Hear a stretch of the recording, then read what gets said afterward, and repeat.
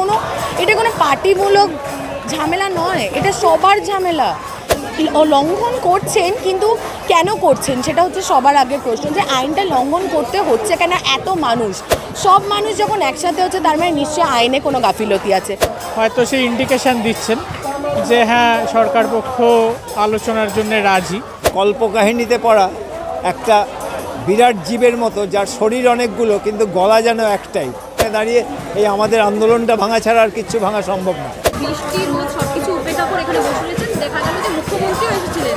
কি মনে হচ্ছে অনেক আগে আসা দরকার ছিল মুখ্যমন্ত্রী? অবশ্যই, এতদিন ধরে এটা চলছে, মোটামুটি 35-36 দিন হয়ে চলেছে যে সবাই আন্দোলন করছে। আমি নিজে একজন আইনজীবী হয়ে বলতে পারছি যে আমি নিজে বুঝতে পারি এভরিডে যখনই রাত দখল হচ্ছে প্রত্যেকটা সময় আমরা সবার পাশে থাকার চেষ্টা করছি। এটা কোনো পার্টিমূলক ঝামেলা নয়, এটা সবার ঝামেলা।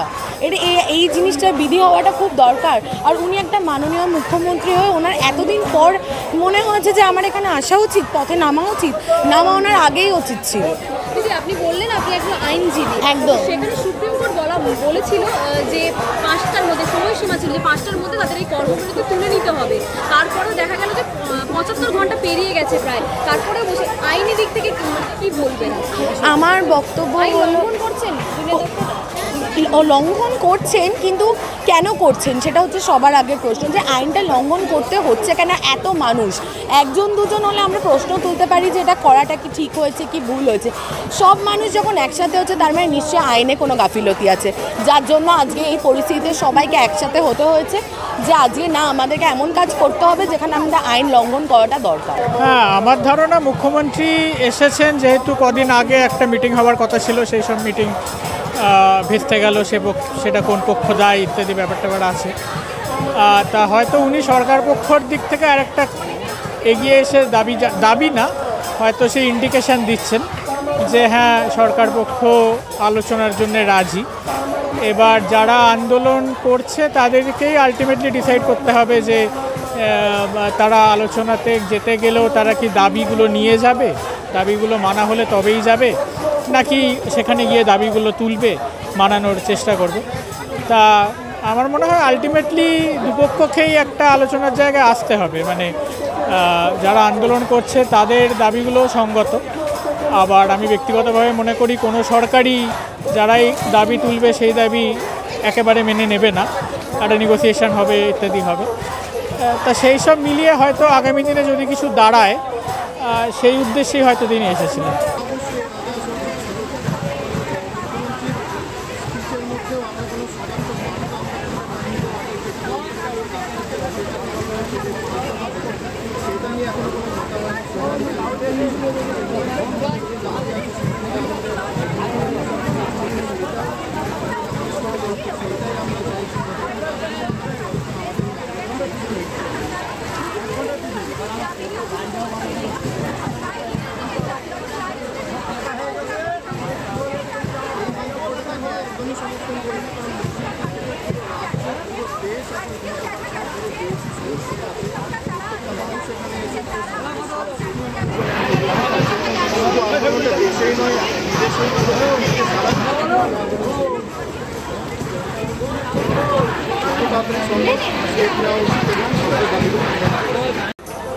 এরা সেই কল্পকাহিনীতে পড়া একটা বিরাট জীবের মতো, যার শরীর অনেকগুলো কিন্তু গলা যেন একটাই, সেটা হচ্ছে উই ওয়ান্ট জাস্টিস।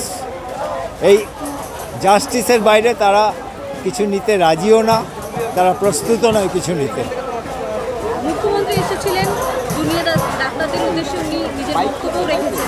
কি মনে হচ্ছে কয়েকদিন আগে আসা উচিত ছিল? কারণ এতদিন হয়ে গেছে, 35 দিন পার হয়ে গেছে।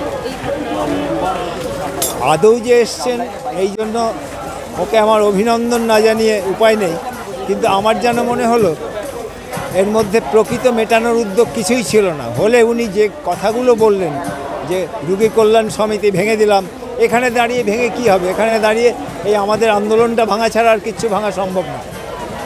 উনি কি অর্ডার নিয়ে এসছেন যে আমি এই রোগী কল্যাণ সমিতি ভেঙে দিয়েছি?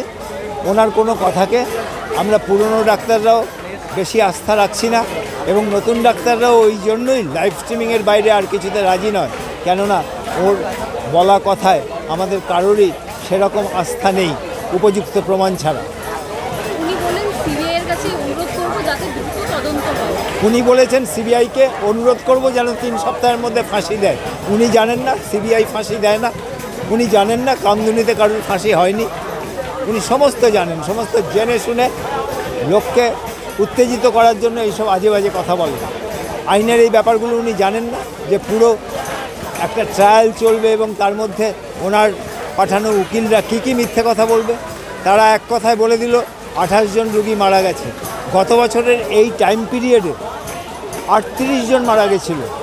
এই যে ভুল তথ্যটা দেয়া হলো তার জন্য কি ওর যে উকিল তিনি সুপ্রিম কোর্টে ক্ষমা চাইবেন?